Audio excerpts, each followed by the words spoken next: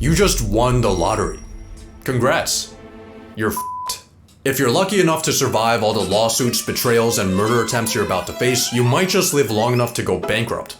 If you want any chance of this working out, listen carefully. The first thing you need to do is absolutely nothing.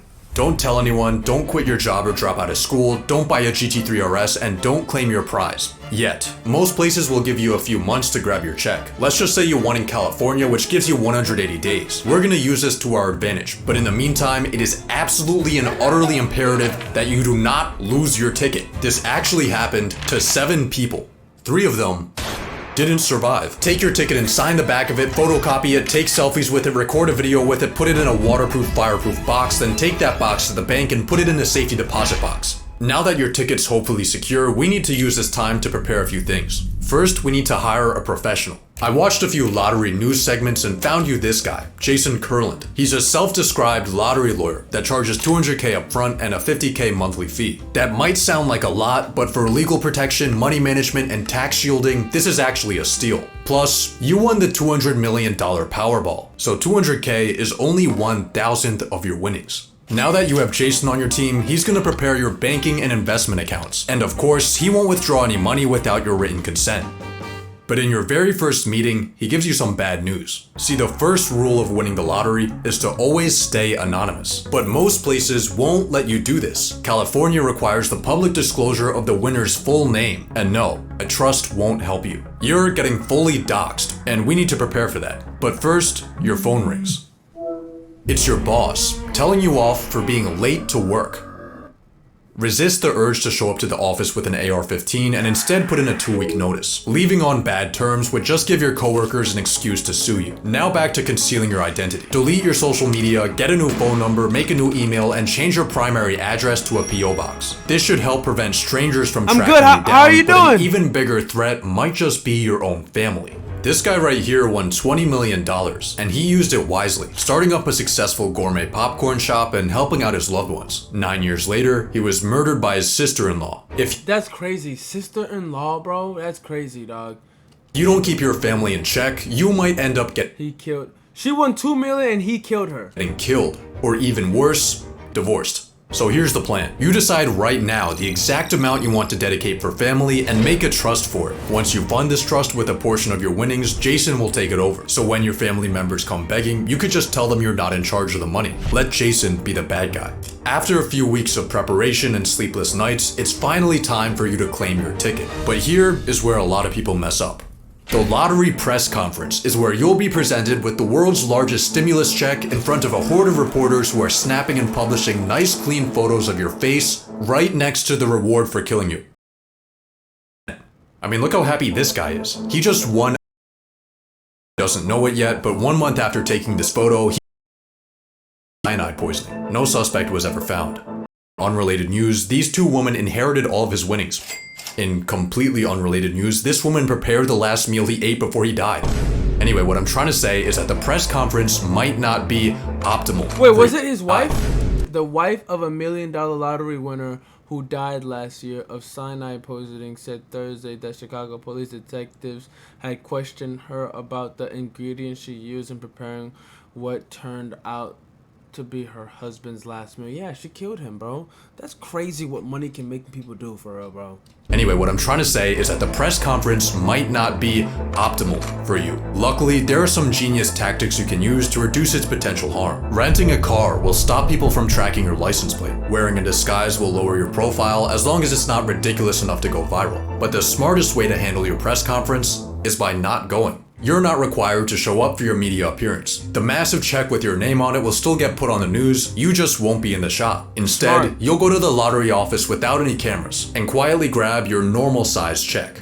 But as you hold the piece of paper that's about to change your life, the first thing you'll notice is that the amount is a lot lower than you expected. See, there are 2 ways to claim your prize when you win the lottery. If you want the full advertised amount, you need to take the annuity, which means your prize gets paid out over the course of 29 years. But you took your prize in the more popular lump sum, where you get all the money at once, but it'll be just around half of the total jackpot. On top of that, since you won in the US, you're getting taxed. But don't worry about this, because the authorities have already withheld all the taxes you owe from your check. Damn! Just kidding. They've withheld some of your taxes, but way less than what you actually owe them. Luckily, Jason has an accountant on his team who can guide you through the how much do you owe the government death trap. So after factoring in the lump sum and taxes, your jackpot has gone from 200 million to a measly 70. That's crazy, bro. $70 million, bro. They take that much freaking money. Like, that's crazy. That's crazy. They took 100 million. They took $180 million, bro. That's crazy. I guess it'll have to do. But before you even cash your check, your phone starts blowing up. All of the friends and family that have your phone number are asking if you're the mysterious winner. Remember, the public only has your name, but not your face. You can tell some people you really trust, but be careful. Maybe even use an NDA. Now, it's finally time to make your deposit. After your check settles, you'll see more money in your bank account than you even thought was possible. Hopefully you're using a larger bank and not a credit union where your checking account would probably be worth more than all of their assets combined, but even with a massive institution holding your money, you still have a problem. Only 250,000 of your dollars are insured. But how risky actually is this? Well, ever since 2008, uninsured depositors only lost money in 6% of US bank failures, and large banks like Chase or Wells Fargo are designated as systemically important financial institutions, aka they have the US government as their sugar daddy, so it would take a lot for them to go under. Chances are you'll be fine, but still, you should move this money somewhere else. It's time to hit up Jason to fund your trusts and investments. Let's give him 40 million to manage for you, and with a conservative 6% return, this will be making you 200K a month. You could put 10 mil into your family trust, and now you have $20 million in pure spending power. So let's get down to business. First, you need a new house. I say go with this $10 million LA mansion. It's got a master bedroom where you'll wake up to beautiful ocean views, a 500 bottle wine cellar, an infinity pool, and a movie theater. But one thing— Nigga, no, you don't gotta do all of that, bro. You don't gotta get a big ass mansion. No, bro. For me personally, I'd probably just get a nice, settled, small home. You know what I'm saying? Actually, I'm lying. I'm lying. Nigga, what the fuck? I'm lying. Is missing. That's better. Any toy you ever wanted is now yours. Your dream watch, your dream fit, your dream grocery haul. Being a lottery winner is awesome. You're also starting to realize why rich people live longer than poor people. Not only can you now afford any medical procedures you want, but you even have a private doctor. You pay them $20K a year to be on call for whatever you need. You also get a celebrity fitness trainer for $300 a session, and of course a private chef to keep your diet perfect. But even more important than this is your total lack of stress. Not having to worry about bills, work, or housing, and having the free time to hang out with friends or take a midday nap has vastly improved your overall well-being. But then, you get a call from Jason that changes everything. See, he helped you buy your house using a trust to keep you anonymous, but internet detectives have somehow managed to trace the ownership back to you. On top of that, news reporters have been silently taking stalker shots of you on your daily routine, and all of a sudden, your face and your address are front page news. Your phone immediately starts blowing up. Wait. And your ad— Mysterious $200 million Powerball winner exposed. My nigga, what do you mean exposed? Exposed for living his life? What the nigga, are you serious? Is this an actual real thing? Is this a real thing? Address are front page news. Your phone immediately starts blowing up, except this time, it's not just your friends and family, it's strangers. You start getting hundreds of letters in the mail. People are telling you their life stories, how all they need is 10 grand, 5 grand. Someone even shows up to your house. I think it's time for you to hire some bodyguards before things start getting worse. And by worse, I mean you might get killed. It's kind of a rite of passage for lottery winners. This guy won 30 mil, then got buried in his business partner's backyard. He won the Brazilian lottery, then got kidnapped while on a walk. His house got broken into, and he was shot to death in front of his kids. But you have one advantage over all these unlucky winners: your location. Most of these tragic fates happened in not so great neighborhoods. You, on the other hand, are in a $10 million LA mansion, surrounded by people who are familiar with money. Hopefully this will protect you from any real danger and allow you to peacefully live the high life. But what your mansion can't hide you from are your relationships. Friends are going to come out of the woodwork. Family that they never knew they had. Everyone's going to be asking for handouts. Friends? I lost just about all my friends from New York. When you win, everybody you know thinks they won too.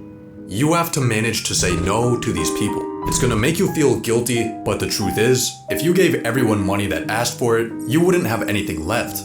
Your mansion's upkeep costs you $50K a month. Maintenance for your car is an average yearly salary. Your private chef, your trainer, your doctor, your bodyguards, Erewhon, Equinox, rich person parties, woman, across everything, your monthly expenses are clearing 6 figures. But even worse than the broke people begging you for money are the rich people begging you for money. They call themselves financial advisors. They try to hypnotize you with confusing financial linguistics until you've signed away 1% of your portfolio for the privilege of underperforming the market. Don't listen to them. Certainly don't listen to people pitching you their genius business ideas.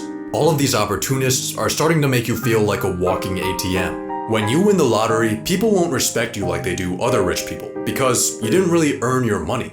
You just experienced a statistical glitch. This is where you begin to have a bit of an identity crisis. All you are and all you're known as is the guy that got lucky. When you meet new people, it's often... Timothy, whatever, won $28 million at age 21. Jeez, that's a lot of freaking money, bro. That's a lot.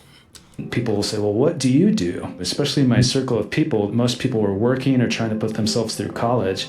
And, oh, I just won the lottery and I just sit around. That's not something that I wanted to say. One day as you're contemplating the meaning of life, a mysterious man walks up to you, and he's here to inform you that you're being sued. A random guy you've never seen in your life is claiming that he bought your ticket, and he's Winner, bro, get the fuck out of here. Winner of historic $2 billion Powerball sued by a man who claims ticket was stolen from him. Get your lame ass out of here, nigga. Oh, this happened? Oh, it happened. Oh. You're being sued. A random guy you've never seen in your life is claiming that he bought your ticket, and he's coming for all of your winnings. He's gonna pay full. I'm the winner. God took me to that gas station. Just wanted to ask, man, is there any truth to these claims about the stolen ticket? Luckily, you're gonna be fine, because you have legal protection from our boy Jason. Jason? A New York attorney known as the Lottery Lawyer is now charged with extorting lottery winners in a $107 million scheme. Jason helped a lot. He was the first guy I called. We're gonna have a lot of fun with this. Jason Kurland, along with 3 others, now facing charges ranging from wire fraud to money laundering. Well, in hindsight, giving this guy access to our finances was a pretty stupid decision, and totally stole around $10 million from you. He's obviously going to prison, but that's money you're not getting back. But hey, at least you have a mansion to cry in. 30,000 people have been ordered to evacuate their homes because of a wildfire tearing through wealthy suburbs of Los Angeles. Among the thousands of people in Southern California who have lost homes in the wildfires is the winner of the biggest lottery jackpot in history. Just when you think things can't get any worse, you suffer the same fate as $2 billion Powerball winner Edwin Castro, and for some reason a large amount of lottery winners, your multi-million-dollar house burns to the ground. It seems like your luck has run out. You're getting sued, you've been robbed of millions, and your home is gone. Your misfortune is of course front page news. Everyone loves a good downfall. And to you, you've become just another lottery failure. Or have you? Some sources claim that 70% of lottery winners go bankrupt. Others say that it's 1 in 3. Which is it? The correct answer is neither. Both of those statistics have been completely debunked. Winning the lottery tends to get painted as a curse. But in reality, it turns out that stumbling into millions of dollars is actually pretty great. Real studies have shown that lottery winners are healthier and live longer. They have a lower chance of being overweight. They have higher long-term life satisfaction. They don't get socially isolated, instead they spend more time with friends. One study found that in a 5-year time span, only 5.5% of observed lottery winners went bankrupt, and these were even based on smaller wins. You're actually at a higher risk of bankruptcy if your neighbor wins the lottery. Most lottery winners don't get assassinated. Most lottery winners don't go broke. Most lottery winners get freedom, health, and happiness. So when you win the lottery, here are the final steps you need to take. Fire Jason Kurland. Cash. What's the YouTube called? The YouTube called, what happens when you win the lottery? That's what it's called, brother. That home insurance check, win your lawsuit, move somewhere far away, and relax. Because you were never fucked. Most lottery winners aren't. But maybe it just makes us feel better if we think they are. W video chat. W